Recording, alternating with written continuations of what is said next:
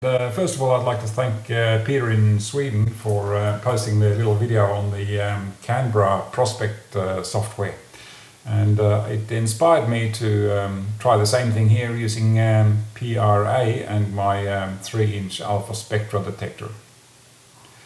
My alpha spectra isn't all that great in resolution. It's about a 10% resolution. So Peter was getting a little bit better spectrum from the Na22 than I'm getting here, but it's still reasonably comparable.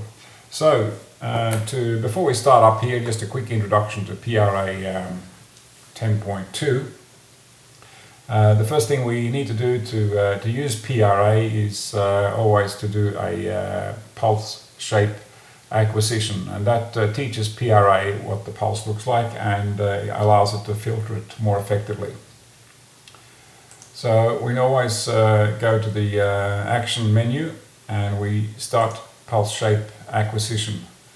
This arbitrarily cuts off the very small and the very tall pulses so that PRA gets a good cross-section of the median range. Now, you don't need to collect all that many, but I usually let it run to about 5,000 pulses, and that's usually more than enough. And then I simply go action stop data acquisition, and here you can see the numerical values of the samples across the left and right channel. So we simply click OK, and PRA has now memorized the pulse shape. So what we do now is simply to start data acquisition, and it's now recording the filtered pulses. Now let's introduce a source here. I'm using the same source as Peter used, so it's a sodium 22, and we can see straight away that the peak comes up there. In actual fact, we might just restart it, stop data acquisition, and we shall start fresh.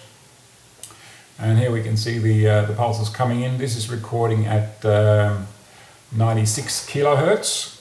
And we can check that. We can look here in the actually we can't check it while it's running, but it's set to 96 kilohertz left channel at the moment. So we can see here the 511 annihilation peak. We can see the 1275 peak, and we can see the sum peak starting to happen over here. Now in PRA we don't set the channel number, but we set the arbitrary size of the bins. So in this case I've used a bin size 0.2 arbitrary units. So that's into 100. Now we can see that coming in. We can also show this in logarithmic scale like Peter did, and we can see how it looks now. And even though some of the peaks, like the sum peak of 1786 is not so well defined, we can still see the Gaussian is very made up from the red dots, is very clear to see, and it will become clearer as we continue recording. You'll notice that compared to the Canberra Prospect, the collection rate is somewhat slower. In PRA 10 and above, we have the advanced pulse filter, which is really neat because it allows you to filter a recording after the recording has been made or during the recording.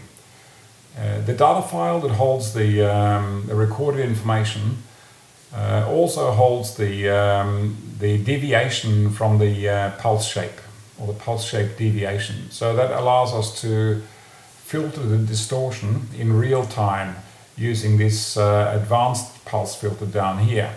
So for instance, if I set that to an arbitrary large number like 10, there's virtually no pulse filtering, and then we can see the full number of pulses that have been collected. But in doing so, we also lose some resolution. So by reducing this down to a smaller number like 0.7, which is equivalent to about 7%, you can see that it tightens it up and gives us a better resolution. Now we can take it right down to 0.1, and then you can see, the resolution increases quite dramatically, but we also lose a lot of data in doing so. As a rule of thumb, a distortion filter equal to the resolution of your detector is about a good place to keep it. So in my case, my detector is about a 10% resolution, so I could keep it to about 1 or a 0.9, so 9% resolution. That should be about right. The other things we can do with PRA, either during the recording or after the recording, is to narrow down the area of interest. Take for instance, let's say the region of interest we were interested in was this particular peak here. We can select a bin within the Gaussian peak, press the F key, and it automatically selects a region of interest. And we can now have a look at that region of interest and get some data on that up along the top information line here. All right, we can also, by turning off the energy calibration for a minute, we now have arbitrary units on the x-axis. We can now narrow this down and look at the single peak only, which is from about arbitrary unit 18, so we could put from 15 to say 25 and apply, and now we can see that we basically only looking at that particular peak. And if we take off the logarithmic scale, there is the particular area that we have selected to look at. And by doing this, we're not interfering with the recording whatsoever. It still continues in the background, and we can go back to the full range just by changing the numbers in the advanced filter. And it's been recording in the meantime in the background.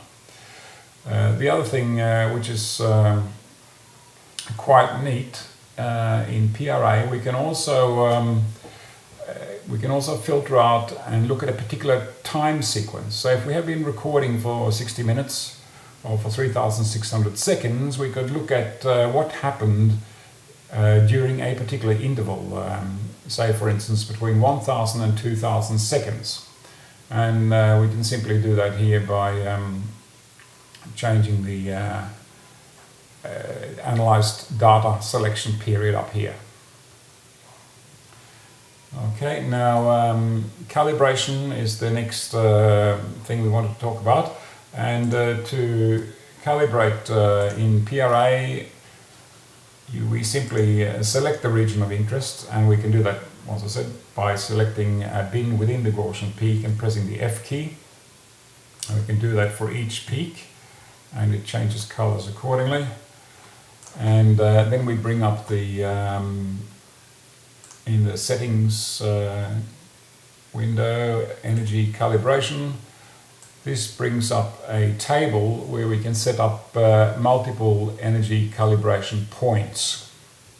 And we also have the option here to use interpolation or linear fit, or to fit the slope. For multiple peak calibration, interpolate is the best choice to use. And I have already set up here the arbitrary units and the bin locations over here. There's also a column in the middle called standard deviation, and that is essential for getting the red dotted Gaussian peak lines. So to input the data here, we simply have it turned on to arbitrary unit mode, so that we're not using any energy calibration. We then click within the bin and we read off the arbitrary unit height. We can use the mean arbitrary unit here and input that in the table and the known energy, and we do that for each peak, and they automatically sort when we click apply. And now to change the x-axis to the calibrated values, we simply tick the box called Use Energy Calibration here and apply. And as you can see, the x-axis is now showing kilo electron volts, and the information at the top here also. So if we move along our cursor here, we should see that 511 is somewhere here. It's slightly out at the moment, as I calibrated in a previous run. And that's pretty much it. Thanks for watching.